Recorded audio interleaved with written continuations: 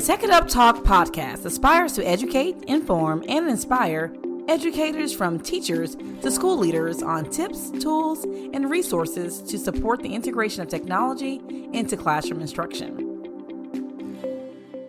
You ready? Here we go. You're listening to Tech It Up Talk with Dr. Mac, your host with the most passion for supporting educators from teachers to school leaders with the integration of technology into instruction. We're back for another episode of Tech It Up Talk, and I'm your host, Dr. Mac, and today's episode promises to be both enlightening and timely.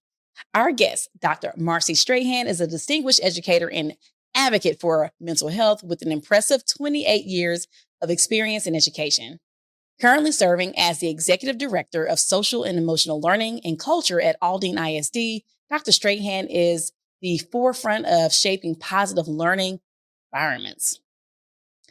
In today's conversation, we're delving into a crucial topic of elevating social and emotional learning in a digital learning environment. Dr. Strahan not only designs and manages programs to promote social and emotional learning strategies, but also collaborates across departments to provide multi-tiered systems of support. Beyond her professional expertise, Dr. Strahan is the author of a self-care workbook offering invaluable insights into avoiding burnout by prioritizing self-care. Join us as we discuss the transformative impact of social and emotional learning in a digital era and how it plays a pivotal role in fostering a positive educational culture. Without further ado, I'd like to welcome Dr. Marcie Strahan. Hello. Hi, thank you so much. It's an absolute pleasure to have you on the show today. Looking forward to all the great insight that you're going to share with us. Thank you. I'm excited to be here too. So thank you for inviting me so I can share just a little bit about what I love to do. All right. Well, we're going to just jump into the interview. I know you have some great jewels to share with us. And so just for our listeners, because we have listeners across the country, outside of the country. And so we wanted first to start with defining what does social and emotional learning, SEL, what does it entail and why is it considered a crucial component in our educational arena? Okay. So I'll start off with the typical definition that we do provide when anyone asks that question. So SEL is a process through which young people and adults acquire and apply the knowledge and skills and attitudes to develop healthy identities. They learn to manage their emotions, achieve their personal and collective goals. But then that too is you actually teach students or adults how to set those goals. And then another piece of it is to feel and show empathy for others, just being able to put themselves in someone else's shoes, just within that just daily walk that they're doing. Establish and maintain supportive relationships. And then the key part is to make responsible and caring decisions with all that information that they've collected. All right. So what specific social and emotional skills does SEL aim to develop in students? And how do these skills contribute to their overall academic success and well-being? So our 5 castle competencies, the ones that we focus on the most are self-awareness, self-management, the social awareness piece, relationship skills, and responsible decision-making. I always tease people and say that I live in the land of self-awareness because I just catch myself from time to time, or I manage my emotions as well. Like if I see myself getting upset, anxious, overwhelmed, then there are just little things that I've learned to do within this work, which is what we're also teaching students and adults to do too, just to make them more comfortable just within themselves. It's nothing wrong when you have to take a deep breath, use some mindfulness. Those are just those coping skills, those good skills that are going to help you just in every walk of your life. And so when we're using these competencies, when you get better at them, because it is a process, so it's not, no one is perfect. No one is just born with, magical SEL skills. It's an ongoing thing all the time. But what we're seeing is improved academic performance. We also see the development of positive relationships between students and other students. It could be teachers and students. It could be teachers with other staff members. We also see reduced behavior problems because we're teaching students how to be aware of their own emotions and then to be able to manage those emotions. You're also working with that conflict resolution. So those good skills, so you don't have as many behavior problems as you would without a good foundation in SEL. There's also increased resilience and then overall just better mental health. I love it. Better mental health. Yes.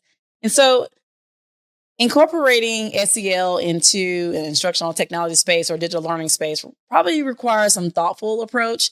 As we know that a lot of our students are in this digital learning landscape that we have. Can you share some examples of specific tools or maybe just some strategies that can effectively foster social and emotional skills in students while kind of leveraging and utilizing technology? Absolutely. First, I'll say integration is the key. Um, Oftentimes we think of SEL as a standalone something, or we're going to allot a specific amount of time to promote SEL. But what we need to do is just incorporate SEL in our daily walk and just everyday good instruction. And so, some ways that you can do that, especially incorporating technology, I have a couple of different examples. So one could be working with students or staff. I always include adults, so you'll hear me say students and staff, because you can't just SEL the students. You got to have Right. SEL for adults as well. So forgive me as I go through that. But starting off with maybe guided mindfulness and meditation, we just have to learn to be comfortable in just the pause. Like, you just really have to pause.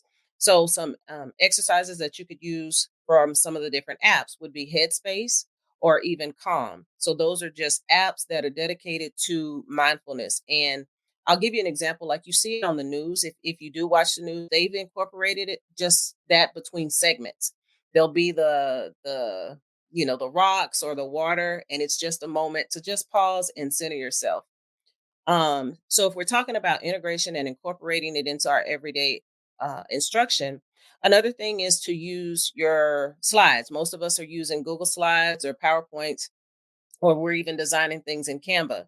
So as you're putting your lessons together, you could do check-ins and just incorporate that in the slide. So if you're getting ready to talk about weather, the lesson is going to be about weather that day, then you could do a check-in with the students. If you had to describe yourself in weather, what would the weather be? And then have the different icons for cloud, sunshine, partly cloudy, and get into a discussion.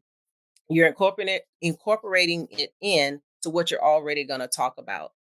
I really like Google Forms as well, because you could do a check-in with students or staff, or if someone is needing to talk to you, but they don't want to say it out loud, that, hey, something is really bothering me and I need to discuss it with someone. So you could use a Google form and just monitor that.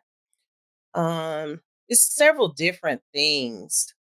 You also want to use technology to encourage connections. So whether that's an online discussion through Padlet, where you get to see, someone else has the same idea, or they were thinking the same way I was, and then giving them an opportunity to comment on one another's platforms is good as well. And so those are just a couple of little things before you even get into a specific curriculum for SEL. And we do definitely have those now that are online platforms that you could use. So those examples would be Second Step, Quaver, Seven Mindsets, or even Rethink Houston. And so with those, there's a evidence-based curriculum that they're using to teach the SEL skills through interactive lessons, videos, and other activities. So those are All just, right. I know that was a lot. I'm That was a sorry. lot. Yeah. I mean, sometimes I think we try to overcomplicate like how to connect the technology piece in. And sometimes it's just really being strategic and intentional with your practice. So I like like you said, a lot of our teachers are already using Mhm. slides in some capacity, whether they're just presenting to the student or not. And we have campuses or that may be using Nearpod or using Pear Deck that can help with facilitating instruction, so they can add some of that interactivity to do just what you were saying. And so like even with Pear Deck, like the first thing that it has is like, how are you doing today? So they can do like a check-in, but like just Right. to be intentional to incorporate those pieces along with the content and the instruction. And I love the point about creating a system for students to really check in and Right. creating a safe space. And so I think a teacher will have to probably be strategic with that and say, well, here's a form that you can Right. just fill out. But like you want to make that a part of your system and invite them and encourage them to do that. So those I think are great practices to kind of help support a safe space for students to kind of share and feel comfortable with connecting with you. So thank you for sharing. You're welcome. And that piece too, when we're talking about SEL, it is how you're setting up your classroom, because in your classroom, you're setting up a safe community. So you're setting it up, you're building the students' confidence to where they can share, sometimes they can share some things with amongst their peers, But it's not even about that as much as it is they're comfortable with sharing with you because you are building that relationship with them. So they know they're coming to school every single day to an adult's classroom who truly does care about their best interest. They want to know, what did they do last night? They want to know how they feel about certain situations.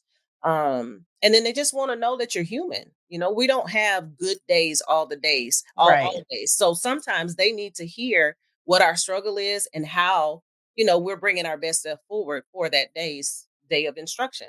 So they can do the same thing. All right. Well, in the context of personalized learning experiences, how can technology kind of be tailored to address the diverse social and emotional needs of our students and taking into account like factors like different learning styles and cultural backgrounds?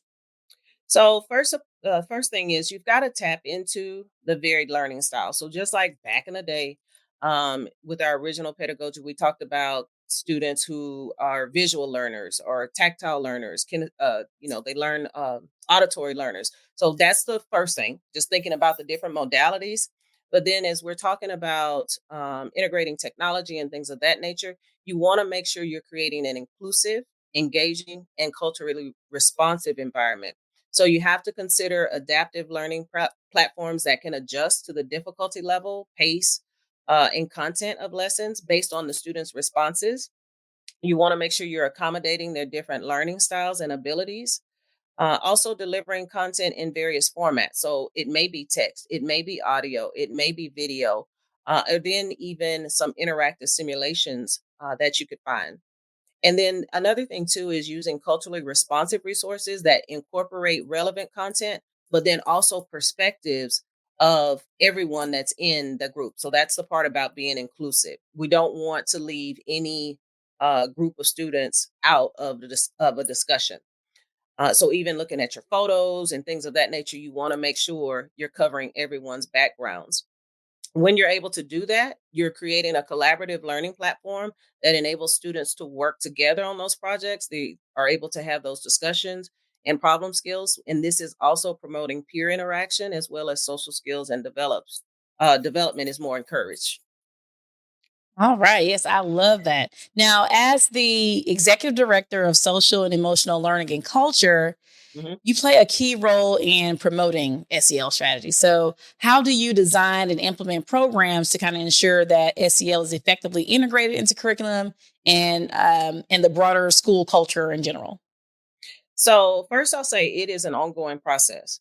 Um, I think someone once asked me something similar and just kind of how we do the things that we do. And so the two words that I say are patience and Mhm. persistence.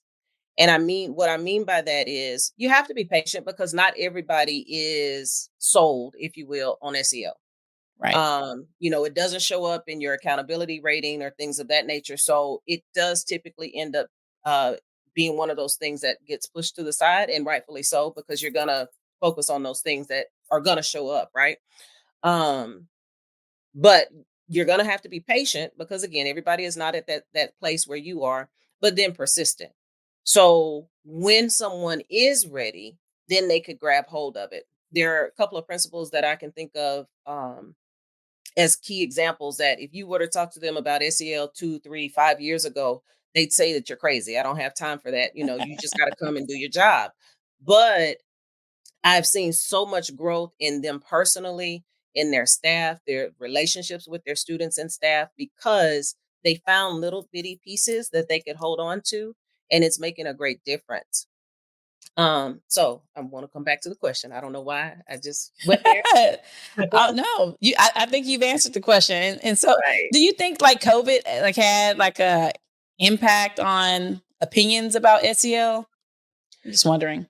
I think so because with that isolation, you were in a moment of self reflection, self awareness, like you were practically going through that process on your own. So for me, just personally, like it could have been easy to like fall victim to your thoughts, if that makes Right. sense. Right. I'm not trying to go too deep, but you couldn't go out. Like it's not a situation where you didn't want to go out. You couldn't, even if you wanted to. There was nowhere that you could go.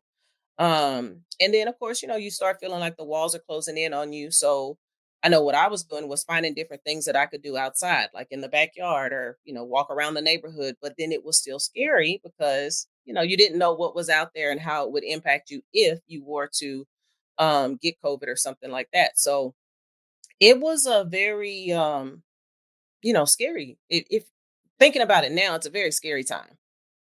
Very scary.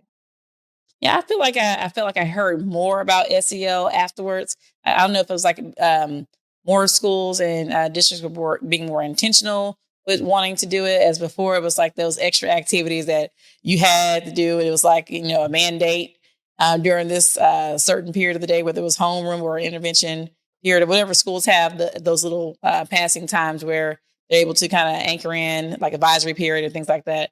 They were just like check off things, they weren't like intentionally done with the passion behind it. And so I felt like as time kind of changed and we went to that, which we're about to get to our next question, is like your book, we're talking about self-care, addresses burnout and prioritizing self-care, and is really focused for educators. So, I think us personally going through those things had a really play on how we then looked at it to now say, hey, we need to do something different.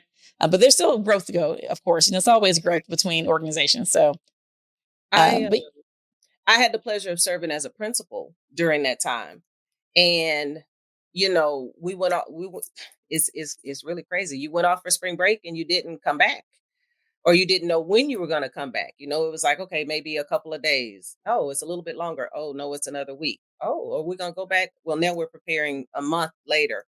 Um, so when we started bringing the staff back, that was one process to go through, just to make sure the adults were being comfortable, because right, your level of comfort with COVID was different. Like you had some people that didn't mind touching, you had some that were like, stay away.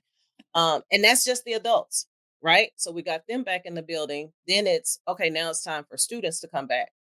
But we're still dealing with adults that aren't comfortable with being back. Now we have students who haven't necessarily been taught the skills of how to handle and have those coping skills, but now they're back on the campus at the same time.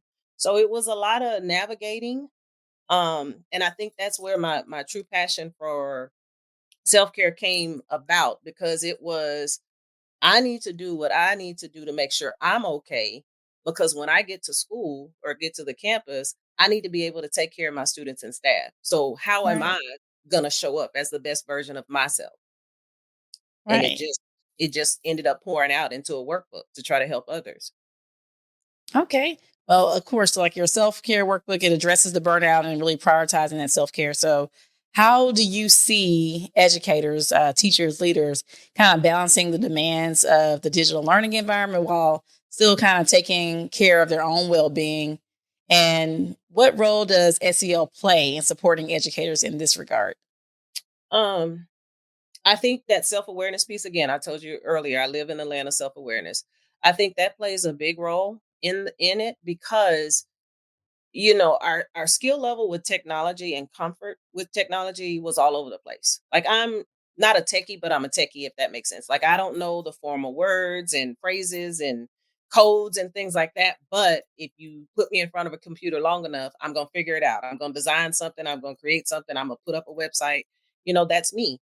But I think of my mom, for example, that like she's not on Facebook, because when people start sending her friend requests, she doesn't know what to do. That scares her. So now you have these same people that are teaching and being forced to teach using computers, but they may not have been comfortable other than just submitting their lesson plans.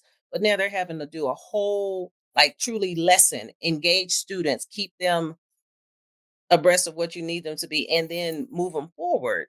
Um, that's a lot. That's really, when you really think about where we were.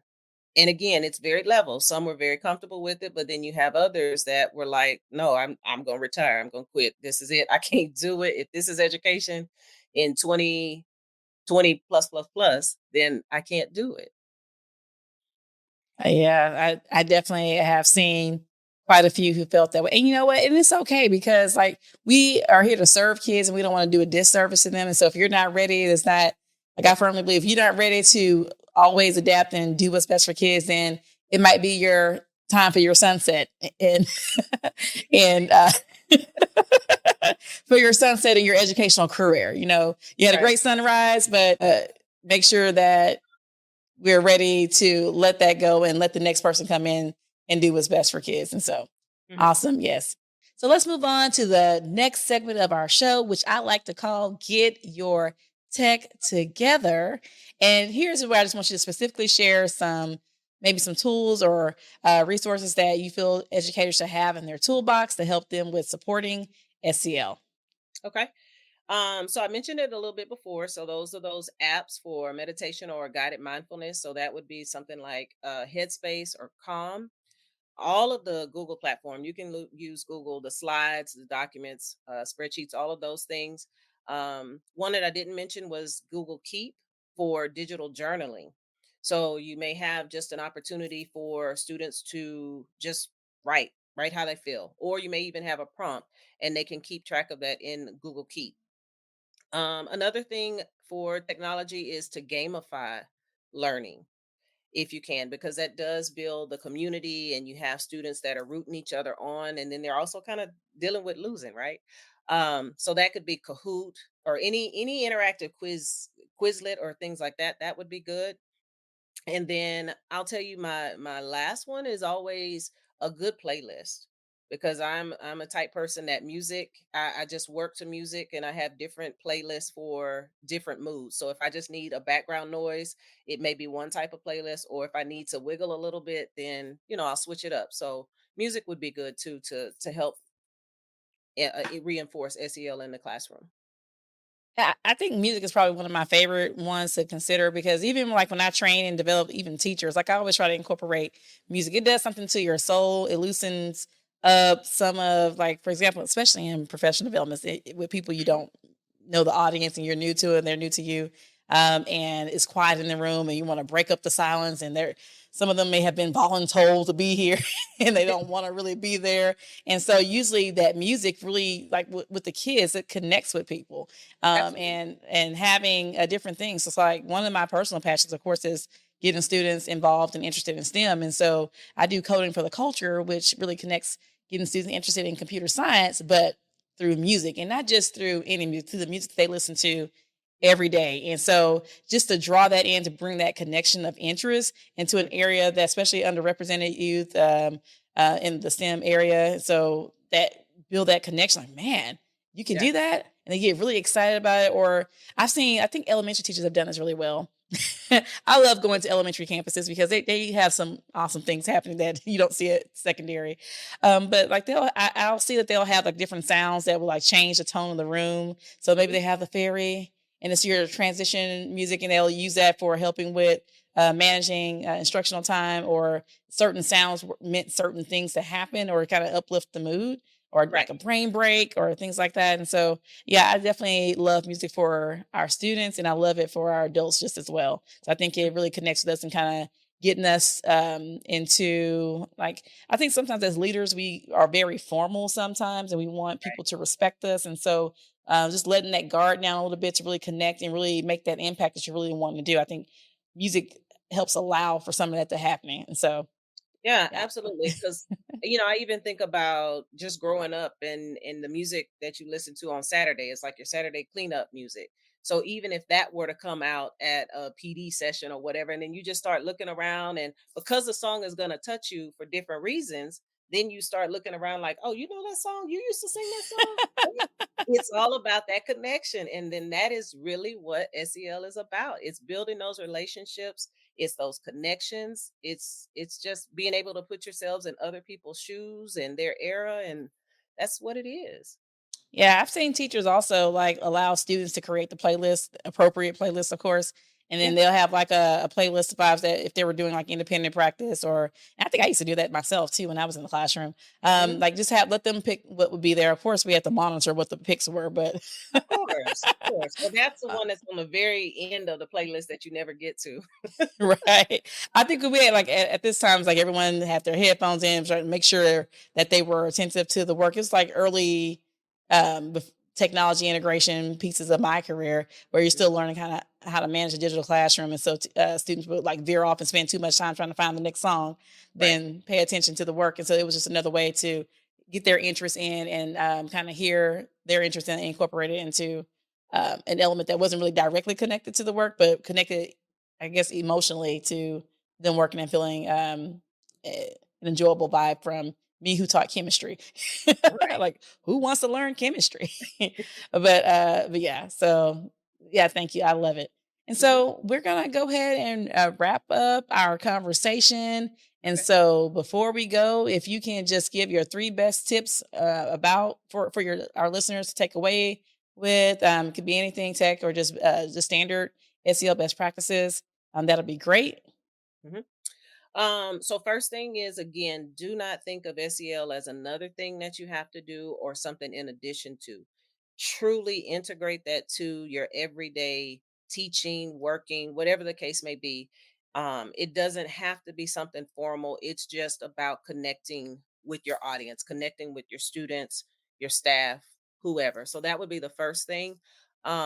Two, don't be afraid to step out of your comfort zone and try a new tech tool. We mentioned quite a few today. So just throw it out there, give it a try. If that one doesn't work, which is the same thing about the self-care workbook and why I have so many different examples. If that one piece doesn't work for you, then try something different, but don't ever give up. Like, don't stop. Um, and then a third tip. Just remember, it's not perfect. SEL is still a process. It's not only through high school you have to do. We are all learning something different about ourselves. We're learning more about what our needs are. We start over every year with new goals, and we start over with a new planner or you're picking up on a new strategy to even try to keep those goals. It's all part of the process. So don't, just it doesn't have to be perfect. It doesn't have to be perfect. You just have to just relax, let it be, breathe, because you're gonna get anxious, excited, or whatever the feelings may be, but just respect that pause. Oh, I love that. Respect that pause. Yeah. All right. Well, before you go, if you could just share with our listeners how they can connect with you and be a part of your learning network. So my website is www.marciestrahan.com. Real easy, Marcie IE. Um, And I am building my mailing list so we can connect that way and I can send you some workbooks. I do a self care Saturday post on all my social media platforms every week. So just to give you something to think about, it varies. It may be a little education, it may be a reminder, it may be a journal prompt or a question, maybe a task or a challenge for you to go out and do with other people. But I just like to take a moment on Saturdays to just think of what we can do for ourselves.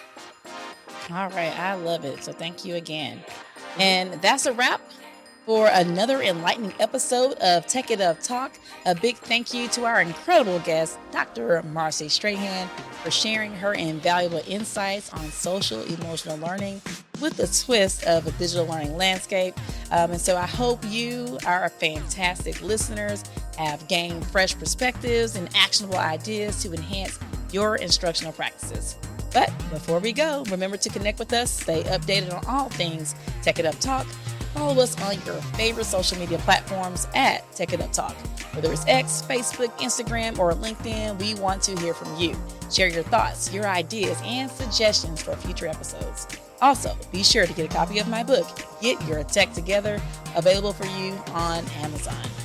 And so, I know tech it may not always be easy, but it sure is fun.